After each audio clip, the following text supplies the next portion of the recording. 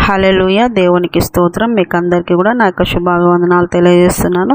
ప్రియ దేవుని సంగమ, అనుదిన ఆత్మీయాహారముగా ఈరోజు దేవుని యొక్క వాక్కు అపోస్తుల కార్యములు 2వ అధ్యాయము 17వ వాక్యము. అంత్య దినముల యందు నేను మనుషులందరి మీద నా ఆత్మను కుమ్మరించెదను. హల్లెలూయా. దేవునికి స్తోత్రం. ప్రియ దేవుని బిడ్డలారా, ఇక్కడ దేవుడు ఒక మాట సెలవిస్తున్నాడు ప్రవక్త ద్వారా, యోవేలు ప్రవక్త ద్వారా. అంత్య దినముల యందు ఆత్మను ఆయన అందరి మీద కుమ్మరిస్తాడంట. దేవుని బిడ్డలారా, అంత్య దినాలు అంటే ఎలాగనుకుంటాము? అంత్య దినాలు అంటే ఏంటి? అంత్య దినాలు అంటే యేసుక్రీస్తు వారు వచ్చే రాకడ. ఆయన మధ్యాకాశంలోకి వచ్చి సంఘాన్ని తీసుకొని వెళ్తారు.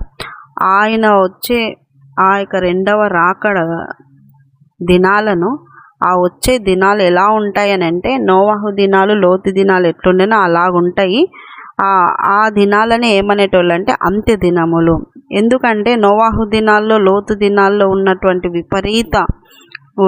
విపరీత మనుషుల బుద్ధి, ఆకృత్యాలు, శరీర కోరికలు, పాపము, బిజీగా ఇల్లు కట్టుకోవడాలు, అవి పెళ్ళిళ్ళు చేసుకోవడాలు, ఈ రకంగా అన్ని విధాలుగా మనుషులు స్వార్థ పరులుగా మారడం, ప్రేమ లేకుండా ఉండడం, విశ్వాసం లేకుండా ఉండడం. కనుక ఇటువంటి పరిస్థితులు ఉన్నాయి అంటే అవే అంత్య దినాలు అని దేవుడు వాక్యం ద్వారా తెలియజేస్తున్నాడు.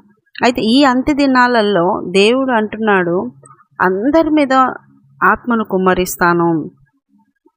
పరిశుద్ధాత్మ అనేటువంటి ఆయన పంపించినటువంటి ఆదరణకర్త, సత్యస్వరూపి యొక్క ఆత్మ ఏదైతే ఉందో, ఆ యొక్క సత్యస్వరూపి యొక్క ఆత్మ మనుషులందరి మీద ఆయన కుమ్మరిస్తాడు. అయితే మనుషులందరి మీద కుమ్మరిస్తానని చెప్పి వాగ్దానం చేస్తున్న దేవుడు మనుషులందరికీ కూడా కుమ్మరించాలని ఆయన ఎంతో ఆశ కలిగి ఉన్నాడు. కానీ ఈరోజున పరిశుద్ధాత్మను పొందుకోవాలని ఆశ కలిగి బ్రతకడం లేదు. పరిశుద్ధాత్మ కావాలి, పరిశుద్ధాత్మకు అనుకూలంగా బ్రతకాలి, పరిశుద్ధాత్మ నా జీవితంలో ఉంటే నాకు మేలు అనేటువంటి ఆలోచనలు లేకుండా ఉన్నారు. పరిశుద్ధాత్మ కావాలంటారు కానీ పరిశుద్ధాత్మ వచ్చే విధంగా వారి జీవితాలు ఉంచుకోవడం లేదు. పరిశుద్ధాత్మ దేవుడు మీలోకి రావాలి అంటే, మీతో ఆయన నివసించాలి అంటే, ఆయన క్యారెక్టర్ ఎలాంటిది చూడండి. ఇద్దరు ఫ్రెండ్స్ ఒకే క్యారెక్టర్ ఉంటేనే ఫ్రెండ్స్ అయిపోతారు. ఇద్దరు వ్యక్తులు ఒకే క్యారెక్టర్ ఉంటేనే ఇద్దరు కలిసి ప్రయాణం చేస్తారు. ఒకే క్యారెక్టర్ ఉంటేనే ఇద్దరు కలిసి అలాగా ఫ్రెండ్షిప్ని ముందుకు కొనసాగిస్తారు. అలాగా పరిశుద్ధాత్మ నువ్వు ఎవరైతే కావాలనుకుంటారో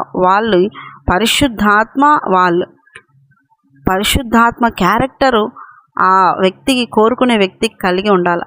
పరిశుద్ధుడు ఆయన పరిశుద్ధుడు, ఆయన ఏ మలినము లేనివాడు. అటువంటి ఆత్మ అయి ఉన్నాడు. మరి ఈరోజు నన్ను పరిశుద్ధాత్మతో సహవాసం చేయాలంటే, పరిశుద్ధాత్మతో నువ్వు నడవాలి అంటే, పరిశుద్ధాత్మతో నువ్వు నడిపింపబడాలి అంటే, నీ జీవితము, నీ అంతరంగము పరిశుద్ధంగా ఉండాలి, నీ క్రియలు పరిశుద్ధంగా ఉండాలి.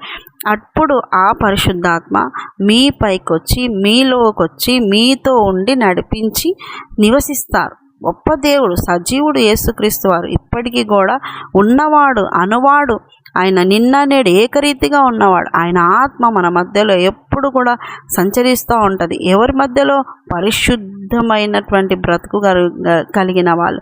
కనుక ప్రియ దేవుని బిడ్డలారా, ఆయన అన్నారు, అందరి మీద నేను నా ఆత్మను కుమ్మరి. ఎంత ప్రేమ కలిగిన దేవుడు అండి, ఎంత గొప్ప దేవుడు అండి.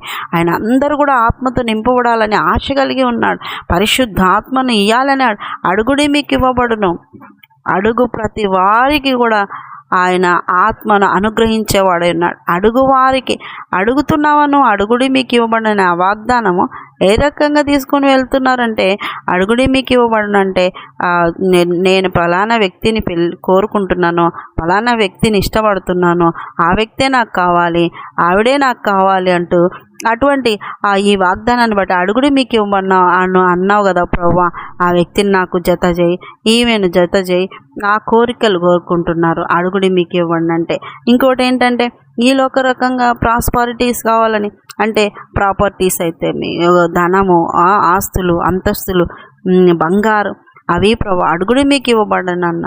చూడండి, అవన్నీ అడుగుతా అలాగా వెళ్తా ఉన్నా. అడుగుడి మీకు ఇవ్వబడి అంటే ఈ రోజున ఆత్మ సంబంధమైనవి అడగవచ్చు కదా, ఆత్మ సంబంధంగా ఎదగడానికి అడగొచ్చు కదా, అడగట్లేదు. ఆత్మీయంగా ఎదగాలనుకుంటే అడుగుతారు. కనుక మీరు ఈరోజు వాక్యం వింటున్న మీరు ఇదిగో దేవుని ఆశ ఏంటి, దేవుని యొక్క ఆలోచన ఏంటి, దేవుని యొక్క ప్రణాళిక ఏంటి, మనుషులందరిపైన ఆయన ఆత్మను కుమ్మరింపజేసి ఆయన అంత్య దినాల్లో ఉన్నటువంటి ఆ యొక్క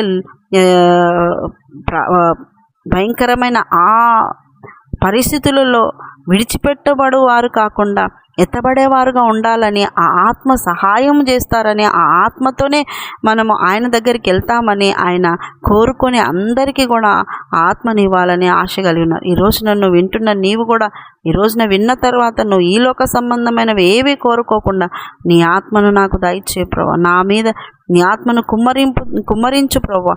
అంత్య దినాల్లో ఉన్నామయ్యా, ఈ ఆత్మ నీ నీ నీ యొక్క ఆత్మ నాలో ఉంటే ఈ పరిస్థితుల్లో నేను జయించగలుగుతానయ్యా అని నువ్వు అడుగుతూ ఉన్నప్పుడు ఖచ్చితంగా ఏదో ఒక దినాన్న నీ జీవితంలో పరిశుద్ధాత్మ దేవుడు ఎంటర్ అవుతారు.